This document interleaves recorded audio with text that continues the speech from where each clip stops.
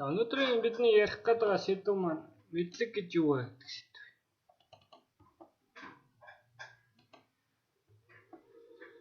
За тэгвэл мэдлэг гэж юу вэ гэдгийг харъя. За Википедиа.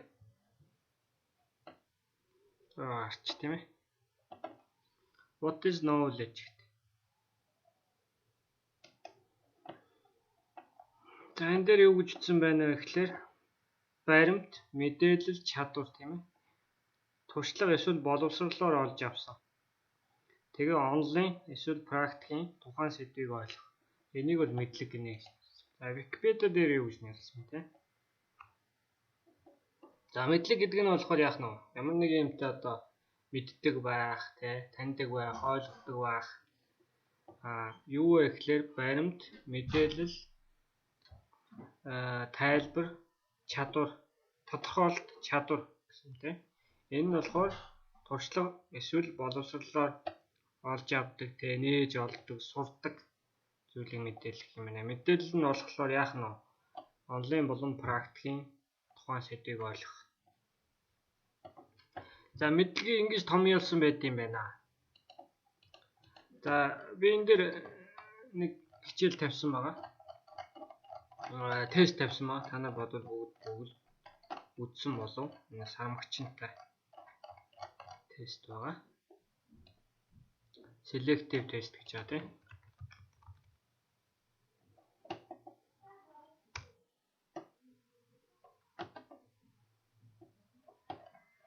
Selective юу гэсэн байла? Энэ үү тийм. Selective attention test. За ийшээ ороод үзье энэ attention test.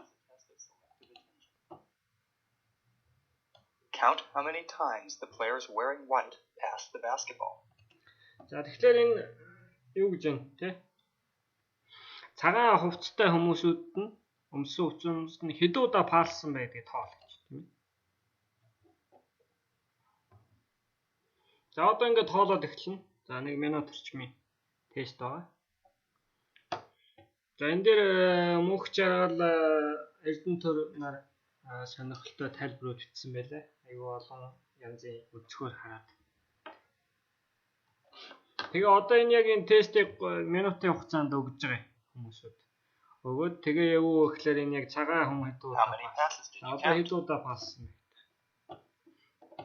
За яг 100 хариулт нь бол 15 гэж. But did you see the gorilla?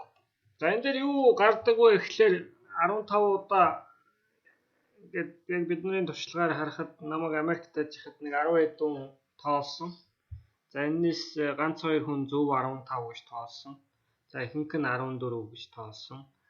За зарим нь 10 гэж тоолсон. Цөөхөн. За анхаарлаа тухайн энэ 3 хүн дээр хандуулаагүй нь болохоор харьцангуй бусад юмыг ажигласан байна. Яг анхааралтай зөв тоолсон хүмүүсүүд бол энэ горилла сармагчин ерөөсөө олж хараагүй байдаг. За утга харахаар бүхэн том сармагчин дундуур нь явж өнгөрдөг. Тэг өөрийгөө зөгчөө яваад гэж.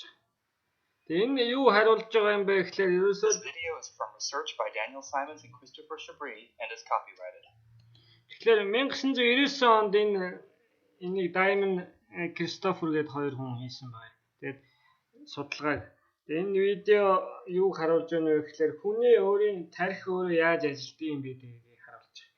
Энийг яагаад цохон тэмдэглэж яриад байгаа юм бэ гэхээр бид нар мэдлэг гэдгийг өөрөө томьёолж тодорхойлохын тулд эхлээд хүн гэж юу юм бэ? Хүн өөрөө мэдлэгийг яаж олж авдаг юм бэ гэдгийг заавал тодорхойлох шаардлагатай болчихдог. Тийм учраас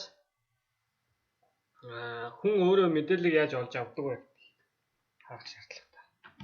Эндээс ямар дүгнэлт гарч ирж байна вэ гэхээр энэ тоог зөв тоолоод зэрэг гориллаг харах боломжгүй.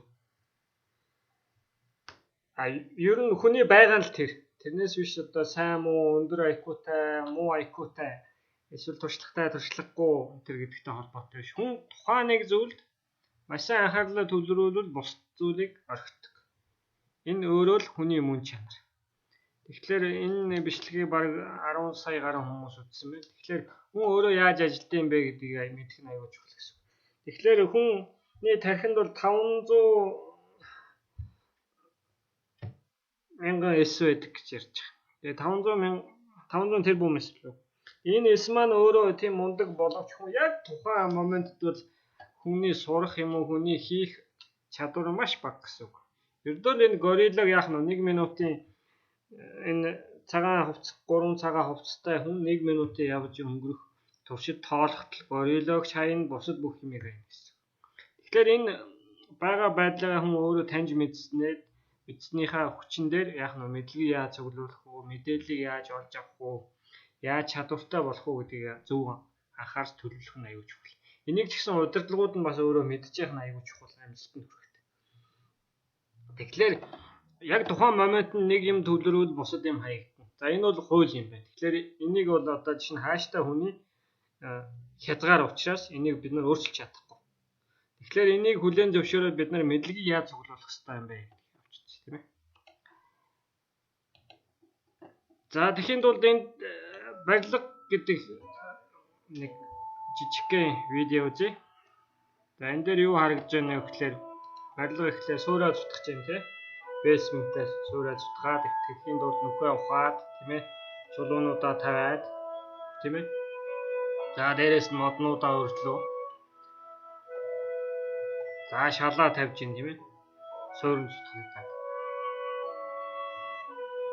За тэгээд эхний шал гэж юм тийм ээ. Хамгийн анхны шал тавигдлаа. За дээрээс нь ханууд нь бол угсрагдж байна. Шал биш эхний давхарган шүү тийм ээ. Суурин хэсэг гэсэн үг. Нэгдүгээр давхар.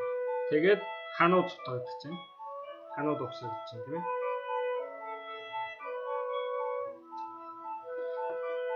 За тэгээд дараачийн давхар эхэлж байна тийм ээ.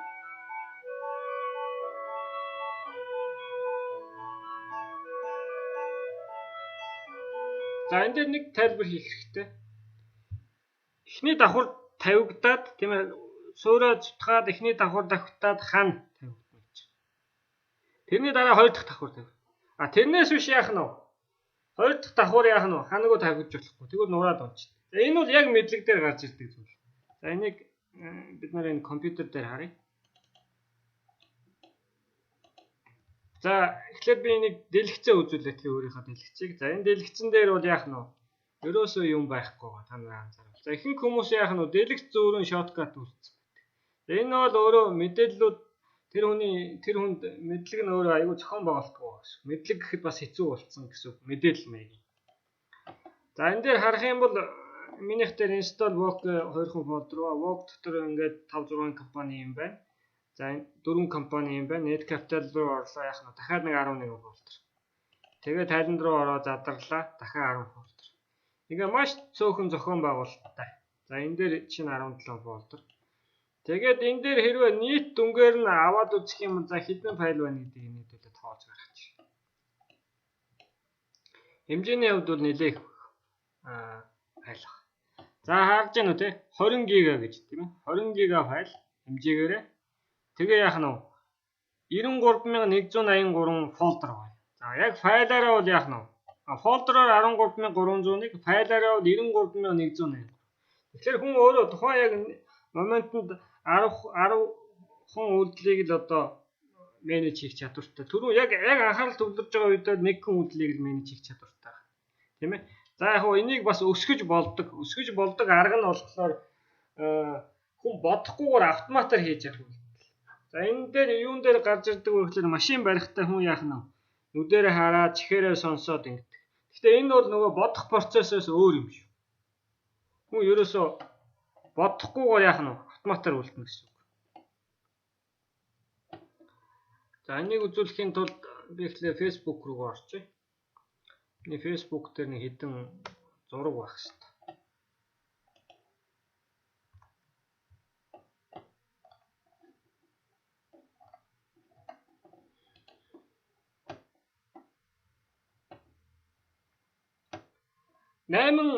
Хамгийн минимумда 8-ыг хийдэг гэж ярьдаг. Зэрэг.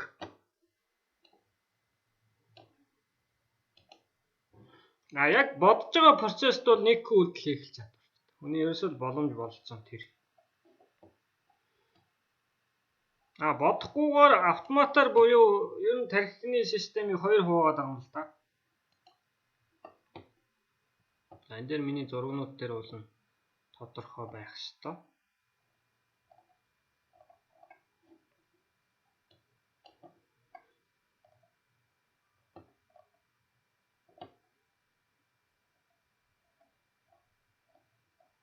Дээд доод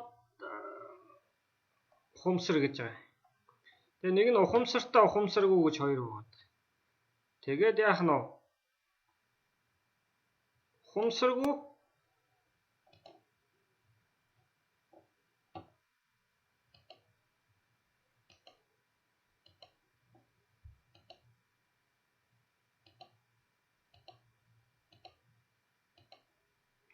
ухамсаргүй юу одоо хүн өөрөө шүдэ угаагч гэдэг юм уу, машин баригч гэдэг юм уу үед ямар нэгэн бодохгүйгээр автоматар доод ухамсар нь ажиллаж байна. Тэгэхээр энэ илүү өөрөө чихэж оруулах л ёстой гэсэн. За энэ дээр энэ байна л да. За энэ unconscious буюу одоо энэ ухамсаргүй гэсэн үг. Энэ conscious буюу ухамсартай юу одоо яг түрүүний боддог функц гэсэн үг. Тэгэхээр энэ өөрөө тархины моделийг нэг нөхөр бас сүүлийн 30-40 жил 40-50 жил ер нь их судлагдаж дуусаагүй байгаа шинжлэх ухаан л да. Тархи судлал бол тэгээд яах нь вэ? Энэ хэсэгтэр бол яах нь вэ? Тухайн үйлдэл дээр зэрэг бол нэг үйлдэл хийж чадна. За энэ unconscious буюу энэ чэйжилсэн байгаа автоматар хийдэг үйлдэл нь бол одоо яах нь тухайн процесс 10 үйлдэл. Тэгэл өөрөө хүн өөрөө хязгаартай гэсэн үг. Тэгээд дуусчих. Тэгэхээр тэгвэл яах вэ гэхлээр энийг мэдээллийн технологиор сайжруулж болж байгаа юм л да. За 93,000. За энэ дээр тэгэхээр энэ 93,000 файлыг чэйжээр сана гэж байна. Яах вэ гэхлээр эхнээсээ л зөв тавих хэрэгтэй гэсэн үг. За энэ барилга дээр ч гэсэн та нар анзаарч байгаа. Барилга маань яах нь вэ? Өөрөө модноос бүрдэж байна, чулуунаас бүрдэж байна, тийм ээ? Тэ хөрснөөс бүрдэж байна, цементнээс бүрдэж байна. Ингээ задлаа тавих юм бол юу ч биш. Нийлүүлээ тавих юм бол эн чинь барилга болчихно. Тэгэхээр яах нь вэ? Энд дээр нэг чухал философи явж байгаа. Суурин зутагтайг бол яах нь вэ? Бусд нь хязгаарч нийлж угсрагдах.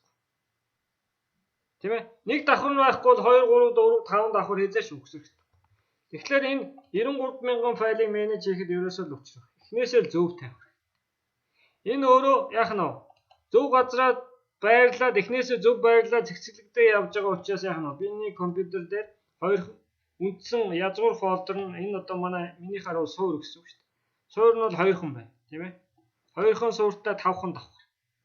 Тэгээ нэг давхар дотроо ингээд задраал авчих. Нэг давхар дотроо 10 өрөөт, 11 өрөөт ч гэдэг.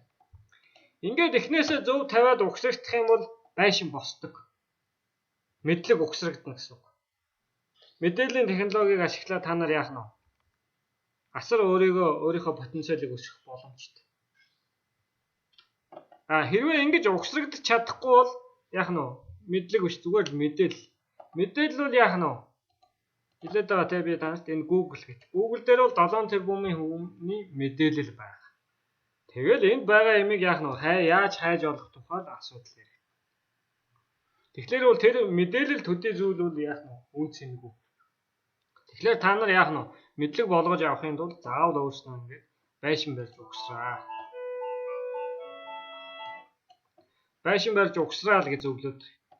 Тэгээ байшин баригдахлаар яах нь вэ? Тэ? Суураа зүтгэсэн бол нэг давхар нь зүтгэдэн, хоёр нь давхар нь ингээд дэшегээ яах нь вэ? 20 30 давхар байшин зүтгэдэг. Зарцуулах цаг хугацаа нь яг адилхан. Та бол яах нь вэ? Удирдахгүй, зохион байгуулахгүй, мэдээлэлгүй яваад их юм байшин угсрагдахгүй баахан элс, чулуу, хайрга, цемент цуглараад яваад гэсэн. Тэгээ тэрийгээ та өөрөө зохицуулж чадахгүй. Тэгэхээр эхнээсээ л сахилга баттай байгаад байшин барихтаа яах нь суураа зүтгаал. Бидний сая засвар дээр ч гэсэн анзаарчихсан байх тийм. Чадахгүй зохион байгуулалтгүй яваад байгаа хүмүүс 4-5 сар болоод ерөөсөө юм хийж чадахгүй. Гараас нь байх. Тэгэхээр энэ өөрөө мэдлэгээ зохион байгуулахын тулд байшингаа та нар барихын тулд заавал эхлээд суураа зүтг, тийм ээ? Нэг давхраа зүтг. Тэгээ ханаа өр. Тэгэхээр энэ мэдээлэл өөрөө зөв зохион байгуулах хэрэгтэй гэсэн компьютер дээр фолдер. Тэгэх юм бол та нарт амжилт ирнэ, мэдлэгч өөрөө автоматар угсрагдаа явна. Компаниас хийж байгаа сургалтууд маань үр ашигтай болоо явна.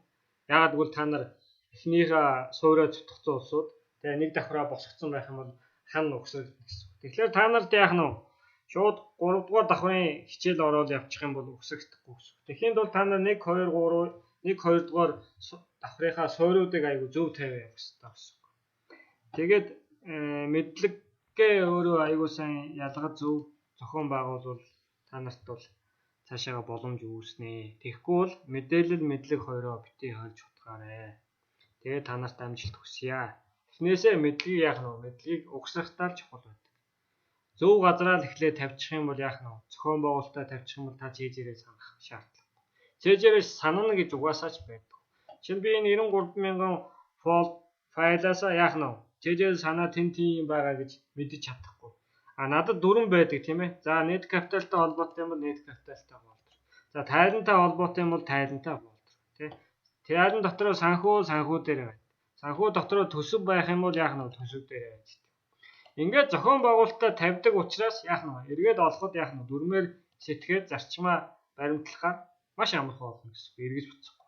За хэрвээ чи компьютероос файл хайгаал тэгээд бодлоод эхэлж байгаа бол ерөөс зохион байгуулалтгүй. Мэдлэгч угсрагдахгүй гэсэн.